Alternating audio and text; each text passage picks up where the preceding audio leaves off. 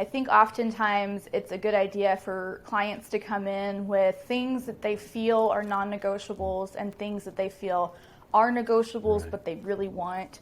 If you're considering a divorce, do you understand how division of property happens in the state of Texas? Well, we're going to find out the answer to that and a lot of other things right now, because that's what we're going to ask the lawyer. Hi again, everybody. I'm Rob Rosenthal with AskTheLawyers.com, and my guest is attorney Jillian French with the Vaught Law Firm.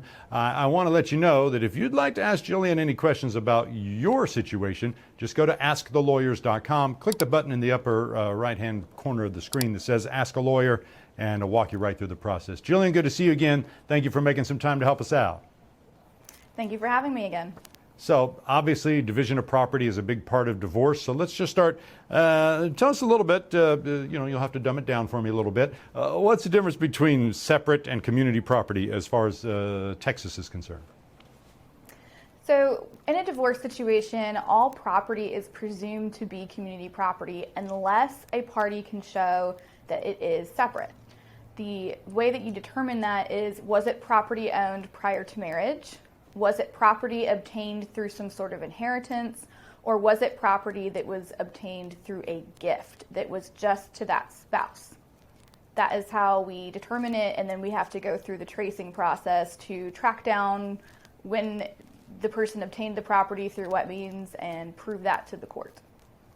All right, so we determine, let's say we got figured out what is community property, then we worry about dividing that up. And I think in Texas it's just and right division. Explain to what that means and how does it work? Is it always just 50-50?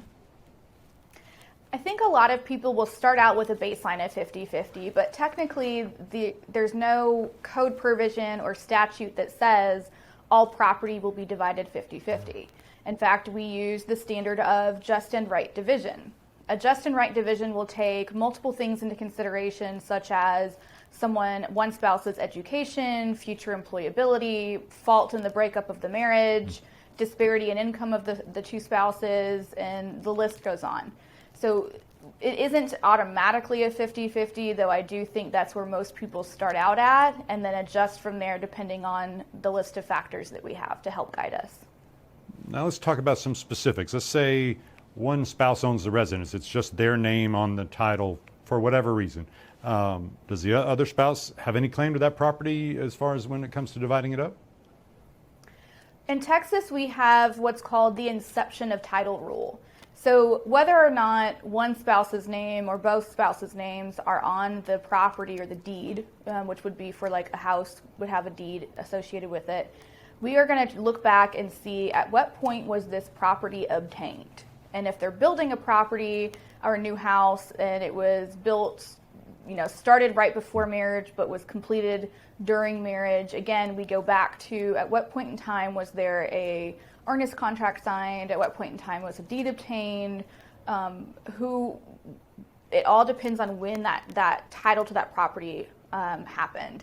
And then after that, you can get into, was it separate property funds that were used? Was it community property funds that were used, where you might have a mixed characterization issue with the house being partially separate property and partially community property, and you then go from there.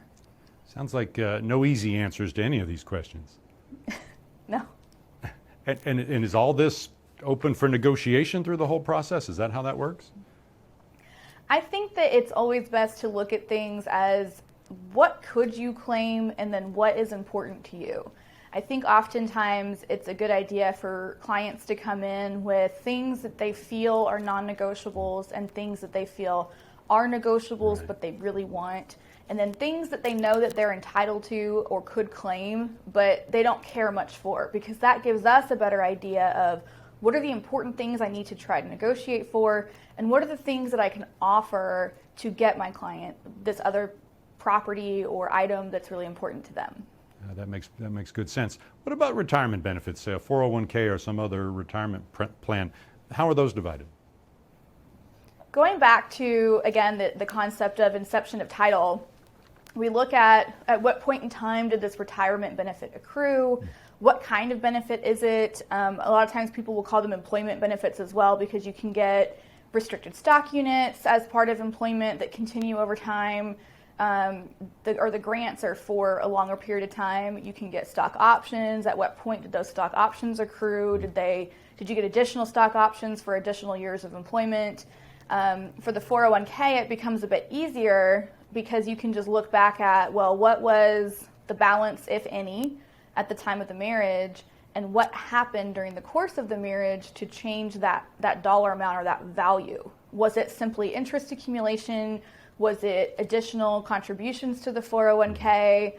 Was it some other way to help grow that value? And that's how we're going to determine whether or not how much of it or whether it's separate or community property.